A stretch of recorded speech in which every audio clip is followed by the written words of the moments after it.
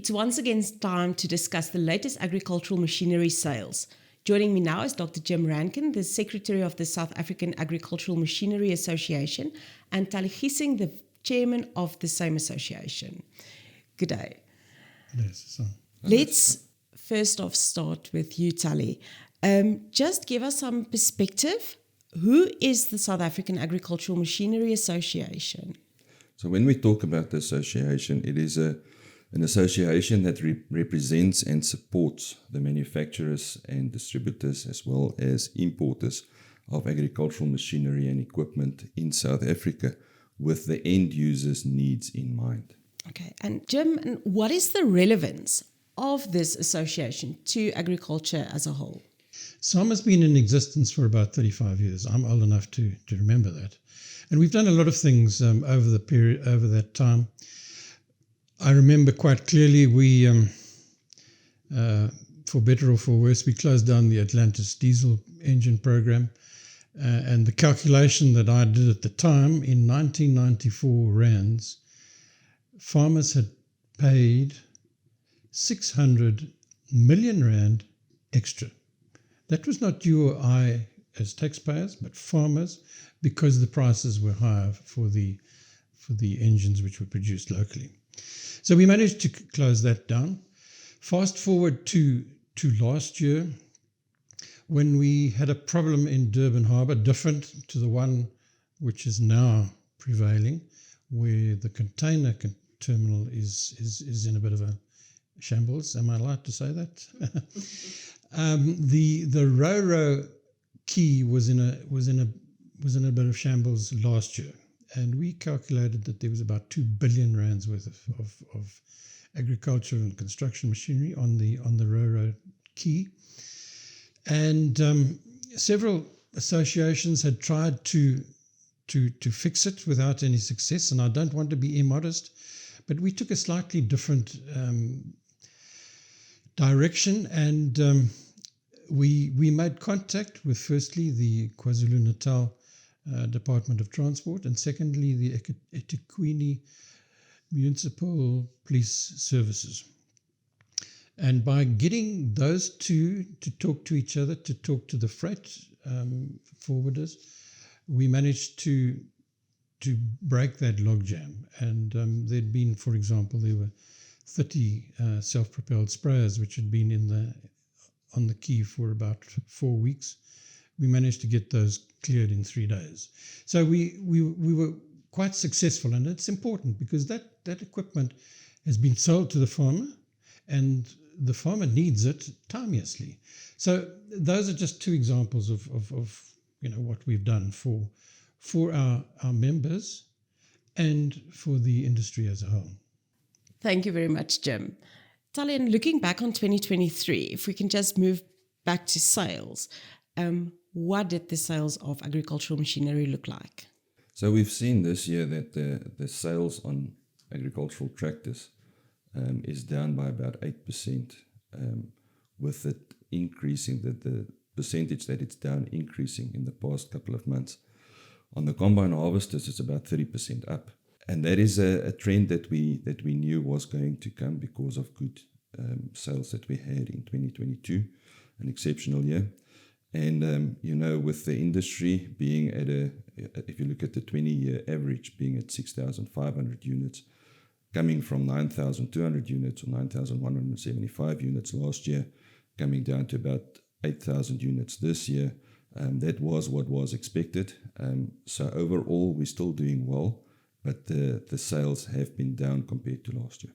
Okay. And Jim, how does this compare to previous years? As Tallie mentioned, there was a time when the norm was between 4,000 and 5,000 units. So we're well up on that. I think why? Because farmers are growing a wider range of crops, and they need equipment, more equipment to do that. We saw quite a surge in 2022 and 2020 and this year, particularly 2022, when there was, as Tallie mentioned, almost 9,200 sales. And farmers took that opportunity of good conditions, good crops, good commodity prices to replace their equipment. Combine harvesters was that surge was massive, but that was mainly because of the record plantings of soya and to a lesser extent of canola, which are more time restraining in terms of when the harvest and the processing needs to take place. So that's the reason for that. Where are we going next year? Yes, the sales are down by approximately 8% this year, but we're at, I think, almost 7,200 this year so far. We've got 2 months to go. So even if we have 500 units in November and December, we're going to get to 8,200, which is about 10% down on last year. So sales are still good this year, but they're not going to continue. They've got to come down. Fortunately, we hear that El Nino is not as bad as it was set out to be when, in the middle of the year, people were saying this El Nino is going to smash us good and proper, but it doesn't seem to be as bad as it was predicted to be. And farmers, I think many farmers, particularly in the east, have had good planting rains, so they're planting. The west can plant until, well, what have they got? They've got about 3 more weeks to be able to plant. So things are looking quite encouraging at this stage. Okay. And when you talk about alternative fuel tractors, for instance, because alternative energy is all the rage now, Jim, how many of these implements have we imported into South Africa for commercial use? I don't think that any have been imported for commercial use. I think, yes, several units, probably tractors, have been brought in for testing and evaluation and for to show farmers what is available, because all the companies have developed this equipment. So I think that's what's happened rather than having been brought in for commercial use. We don't really think that it's going to take over the market. It's going to be very slowly accepted because there are certain restraining factors, and these have to be developed. We've seen it partially with electric cars. The uptake of electric cars has been even hybrids has been quite slow in South Africa. So I think agricultural machinery the uptake is going to be quite slow. What would be these restraints that is keeping our farmers from using this? Well, I don't want to joke, but an electric tractor, we can't supply the farmers with electricity for irrigation reliably. So how are we going to supply them with electricity reliably for tractors? Yes, they could go solar, but when you've got a big tractor, a 400 kilowatt tractor, that needs serious power. Yes. Whether it's electricity, hydrogen, methane, whatever, which requires logistics to be able to refuel that vehicle. And if you say methane, you need to be close to a setup that produces methane, and that would be a feedlot or something like that. And so the methane has to be collected, and it has to be stored, and it has to be available to refuel that tractor. So the logistics are against it at the moment. That's not to say that they can't be developed in the future, but it's, as I say, I think it's going to be a slow process. So if we say a slow process, do we say 10 years, 20 years, even longer than that? My feeling is 10 years. It'll be 10 years before we see anything significant happening here. And it won't take over the market soon? I don't think so. I don't think so.